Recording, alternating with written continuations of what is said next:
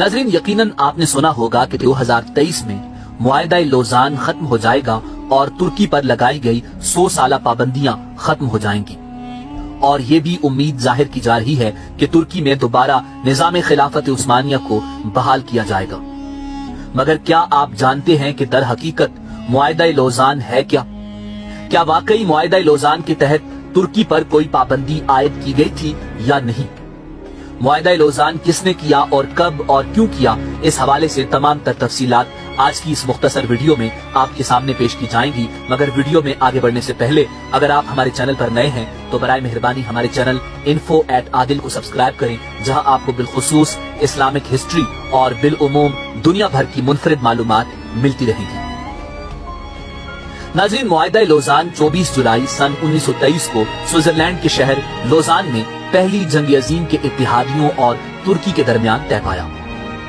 क्योंकि ये मुआहिदा लोज़ान के मकाम पर तय पाया, इसी मुनासबत से इसे मुआहिदा लोज़ान कहते हैं। जैसा कि माजी में मुआहिदों और जंगों के नाम उनके मकामात से मंसूब थे। मिसाल के तौर पर जंग बदर के मकाम पर लड़ी गई और सुलह हुदैबिया के मकाम पर तय पाया।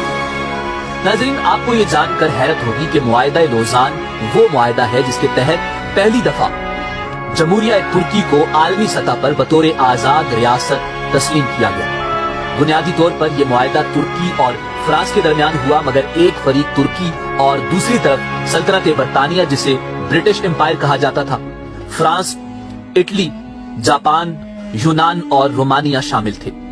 मगर मुआहिदा लोज़ान का मतन फ्रांसीसी जबान में लिखा गया और ये फ्रांस की तहवील में हुआ। नाज़रीन, ये खिलाफत उस्मानिया के इख्तिताम के बाद पहला मुआहिदा था जो किसी दूसरी जबान में तहरीर हुआ, जबकि इससे पहले खिलाफत उस्मानिया के यूरोपीय ममालिक से तमाम होने वाले मुआहिदे तुर्की जबान में थे। नाज़रीन, मुस्तफा कमाल अतातुर्क ने खिलाफत उस्मानिया का खात्मा किया और तुर्क अफवाज की जानिब से यूनानी अफवाज को अनातोलिया से बाहर निकालने के बाद जमहूरिया तुर्की ने मुआहिदा सेबरे को मुस्तरद कर दिया। 20 अक्टूबर सन 1922 को अमन कॉन्फ्रेंस का दोबारा आगाज हुआ और तवील बहसो मुबाहिसे के बाद एक मरतबा फिर 4 फरवरी 2023 को तुर्की की मुखालिफत के बायस मुतासर हुई। 23 अप्रैल को दोबारा आगाज हुआ और मुस्तफा कमाल की हुकूमत के शदीद एहतजाज के बाद 24 जुलाई को 8 माह के तवील मुज़ाकरात के नतीजे में मुआहिदा लोज़ान पर दस्तखत हुए। इस हवाले से मुआहिदा लोज़ान को अमन मुआहिदा भी कहा जा सकता है। मगर दूसरी जानिब मुआहिदा लोज़ान 100 साल पर मुहीत वो मुआहिदा था जो कि दरअसल तुर्क अवाम और मुसलमानों के खिलाफ मगरिब का एक ऐसा फंदा था जिसने तुर्की को हाथों पांव से बांधकर चारों शाने चित कर दिया।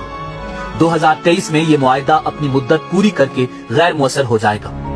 मुआहिदा लोज़ान दरअसल है क्या और इसके तुर्की पर क्या असरात मुरतब हुए और मगरबी ताकतें 2023 आने से कबल ही खौफजदा क्यों हैं और तुर्क सदर रजब तैयब एर्दोआन अपनी तकारीर में 2023 का जिक्र करते हुए ये कहते क्यों नजर आते हैं कि 2023 के बाद तुर्की पहले जैसा नहीं रहेगा। ये सवालात अपने अंदर निहायत दिलचस्प मालूमात और तारीख रखते हैं। नाज़रीन, मुआहिदा लोज़ान जंग अजीम अव्वल की फातेह कुव्वतों के दरमियान तय पाया। उस वक्त सूरत हाल ये थी कि फातेह कुव्वतें तुर्की के बड़े हिस्सों पर काबिज हो चुकी थी। उन कुव्वतों में से बरतानिया ने वो खतरनाक और जालिमाना शराइत मुआहिदा लोज़ान में शामिल करवाई थी जिनकी रूह से तुर्की के हाथ पांव बांध दिए गए थे और तुर्की अगले 100 बरस तक इस मुआहिदे पर अमल दरामद का पाबंद करार पाया था। नंबर 1, मुआहिदा लोज़ान की रूह से खिलाफत उस्मानिया खत्म और सुल्तान को उनके खानदान समेत तुर्की से जिलावतन कर दिया गया था। नंबर 2, खिलाफत की तमाम ममलूकात जब्त कर ली गई थी जिनमें सुल्तान की जाती इमलाक भी शामिल थी। नंबर 3, तुर्की को एक सेकुलर स्टेट करार देते हुए दीन इस्लाम और खिलाफत से इसके ताल्लुक को खत्म कर दिया गया था। यहाँ तक कि अरबी जबान पर पाबंदी आयद कर दी गई थी और तुर्की में अरबी जबान में आजान देने पर भी मुकम्मल पाबंदी आयद कर दी गई थी। नंबर 4, तुर्की पेट्रोल के लिए न अपनी सरजमीन पर और न ही कहीं और ड्रिलिंग कर सकेगा और अपनी जरूरत का सारा पेट्रोल इंपोर्ट करने का पाबंद होगा। बास्फोरस आलमी समंदर शुमार होगा और तुर्की यहाँ से गुजरने वाले किसी बहरी जहाज से किसी किस्म का कोई टैक्स वसूल नहीं कर सकेगा। नाज़रीन, वाज़ेह रहे कि बास्फोरस की समंदरी खाड़ी बहरे अस्वद, बहरे मरमरा और बहरे मुतवस्सत का लिंक है और इसकी